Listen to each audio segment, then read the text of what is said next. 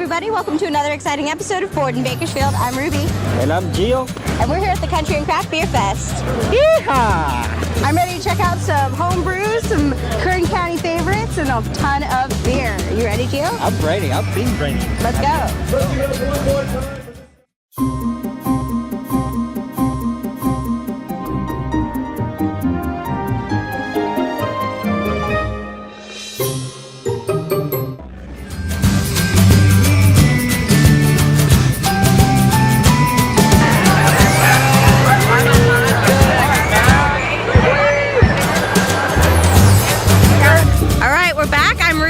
This is Johnny G. He's one of our home brewers. I'm going to ask him a couple questions about his home brew and the things that he does with it. So I brought a pale ale today and a 0.6% IPA, almost a non-alcoholic. Wait, why would you do a beer so low? A friend of mine has been on a non-alcoholic kick, and we were talking about it, and I thought it'd be a cool challenge to try to make a beer that's right there, like something, you know, kind of non-alcoholic that you can drink during the day or during the week and not have to worry about working the next day hungover. Well, that's pretty cool. What got you into making home brew beers? Yeah, that. Home brewing? So I grew up in San Diego and I moved up here in 2012.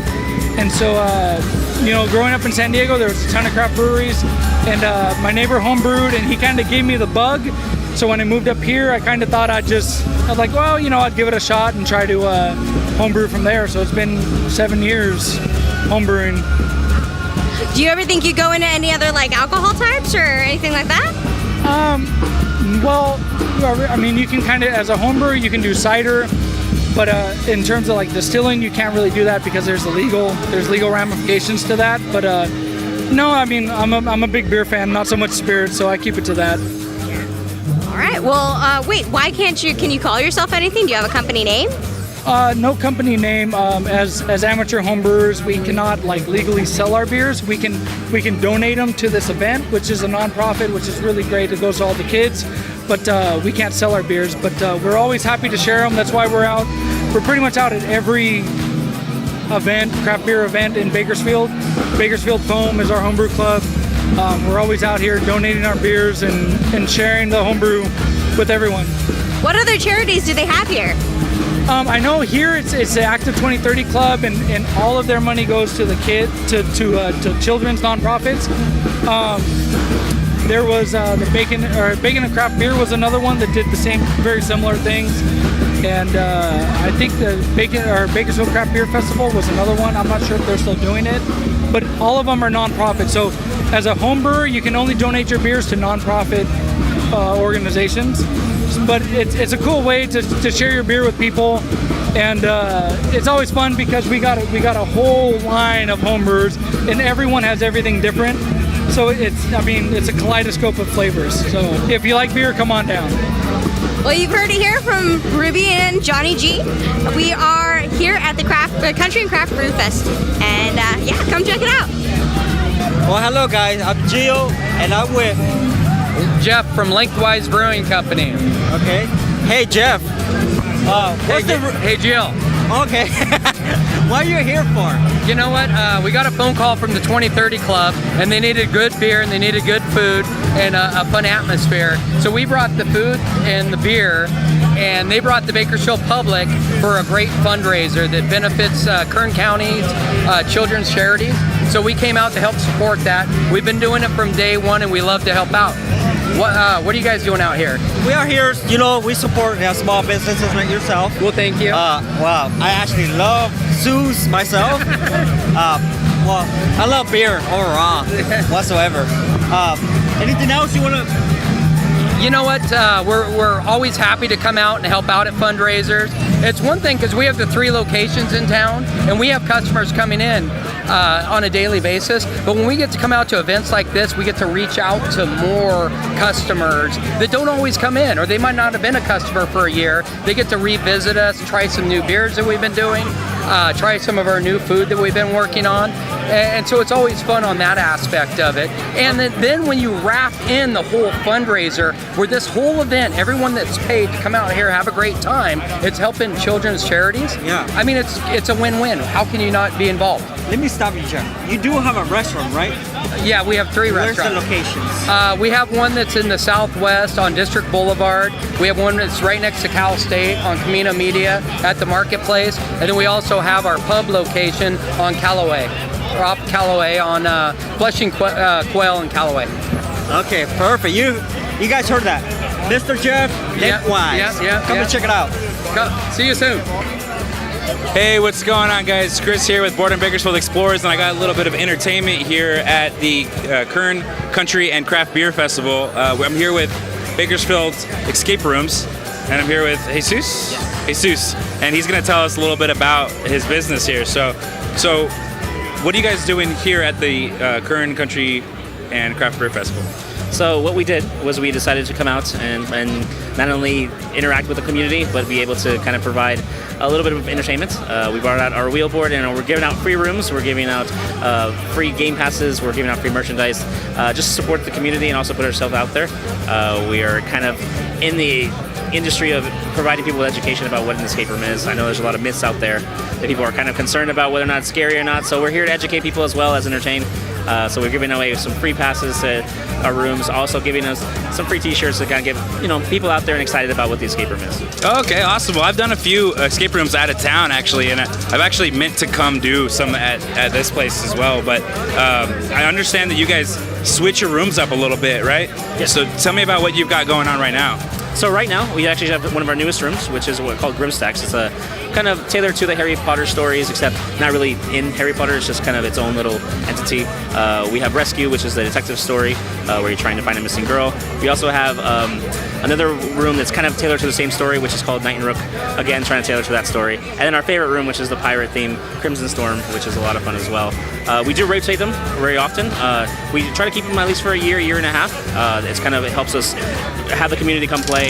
Obviously, people get excited about it. They want to tell their friends about it. So we keep them for as long as we can before we switch them out. Kind of give everyone a chance to play through it, enjoy it, and then we switch them up and give them something new and exciting. So right now, we're developing our newest rooms that will be coming in pretty soon, hopefully for the year 2020. But right now, we have these really cool rooms. Grimstacks, Rescue, Knight and Rook, and of course Crimson Storm. Yeah, it sounds like a couple of really great themes. I might actually get my group together and come down and give it a try. But so I was talking a little bit with one of your owners before the interview, and he was telling me that you guys are kind of going through a rebranding. Why don't you tell me about that a little bit? So what we decided is we have multiple locations throughout the U.S. We have Boise, we have our Bend, Oregon, Denver, Phoenix, and we all wanted to fall under one umbrella. And we're especially with our just our general consensus of how we run our escape rooms. So we have actually started to rebrand them. Now we're going from Bakersfield Escape Room to probably the Puzzle Effect by 2020. So it's a different brand, different logo for us. Kind of a way of getting more and more structure involved. So obviously, with it being a large company, we're trying to give ourselves a little bit of a feel. Obviously, we still belong to the community here in Bakersfield. We just wanted to give it a little fresh new name. It's kind of a little catchy name, Puzzle Effect. Kind of resonates in your head a little bit in terms of like something that you can entertain yourself with. Well, awesome. Thank you very much for coming and talking to me. Before we go, real quick, why don't you just tell us the name of the place again and the location so that everybody out there can come and find you? Sure. So we're at Bakersfield Escape Room. We're at 3616 Coffee Road, Suite C. We're right in between Downing and Minnie. Just look for the Smiley Studios or the Big O Tires and head to the back. You'll see us there on the right-hand side. And yes, we're open literally 7 days a week.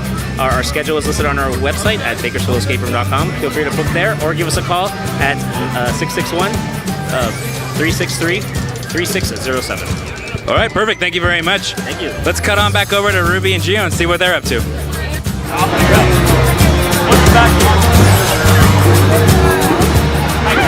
I'm here with Brandon from Pork Chop and Bubba's. This is one of the best barbecue places in town. Say hi. Hello, folks. We are here at the Country and Craft Beer Fest, where they've got, what is it that you're serving today? Well, we got the VIP booth going on. We got chicken, pork, potatoes, and salad. And over here for the general public, we have a barbecue parfait. Wait, what is a barbecue parfait? Well, it's cornbread, beans, meat, slaw, and barbecue sauce on the top. It looks like a parfait, but it's barbecue. I was trying to hide that so no one would try to take it from me. This is so good. Granted, I don't normally like coleslaw, but something about the way that he puts his food together, so good. Everything should pair. And it pairs so well. What about your barbecue process? How do you do it? Low, slow, and I don't know, low and slow. And then do you typically go with like the oven pairing? Do you put it into a smoker? Do you put it on the grill?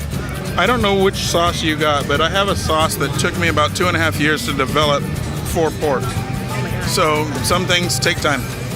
And where do we find you guys? 1230 H Street. All right, you've heard it from Ruby and Brendan. We are talking to Pork Chop and Bubba's off of 1230 H Street. This is one of the best barbecue places in town. I'm gonna go hide in the corner and finish this entire little cup off. I am here again with one of our homebrew artists. This is Travis. And what do you make, Travis? I make beer, I make cider, make sours, a couple different things. I brought a pale ale here, my Dirt Trail Pale Ale. I also brought a sour and a cider blend. It was a little bit of an experiment that I did. Pretty popular though, people are liking that one. Really fruity, really tropical. Been brewing now. I'm in my second year of brewing. This will be my third festival. It's just a blast. Being part of the Bakersfield Foam and the homebrewers, it's actually a really good community and like everyone helps each other out. It's actually probably one of the best hobbies that I've ever had for support. Well, that's super cool. What do you call your beers? What was that? What do you call your beers? Oh, there are different names. I don't have a company name or anything, just home brewing. We do have Bakersfield Foam though that we all represent as the Bakersfield Homebrewers Club here in Bakersfield. Other than that, I have a couple different names that I've kind of eyeballed and different things like that, but nothing set in stone. And what about the beers you brought out here? What are their names? So that's my Dirt Trail Pale Ale is the pale ale I brought, and then the Upping Cider, which is normally my cider, I blended, so now it's the Sour and Cider. Well, that's super, super cool. I'm a big sour fan, so I'm probably going to visit you here in a minute. Yeah, we have quite a few sours actually. They've been getting more popular. Homebrewing in Bakersfield in general has been growing. We even have the Central Valley Homebrew Supply Store that just opened too, so people got more access to grain, hops, anything that they need for equipment and stuff like that. So it's been really growing fast right now. Wait, where is Central Valley? Well, it's on District. I have a card. Stuart and Jared actually. They might want to talk about that later, but they're the owners of that shop. Are they here today? Yeah, they're actually here at the Homebrew tent as well. Super cool. Then maybe we'll go find them. You have heard from Travis and myself, so we'll be closing out. All right, guys, we are still here at the Country and Craft Beer Festival. We've been checking out local eateries, local beers. It has been amazing. Geo, I'm not buzzed yet. Are you done? I'm not done, honestly. I'm just beginning, if anything. All right, well, we're probably going to keep checking this out, but you guys should definitely come with us next year. Thanks for checking out Board in Bakersfield. We'll see you next time. Bye-bye.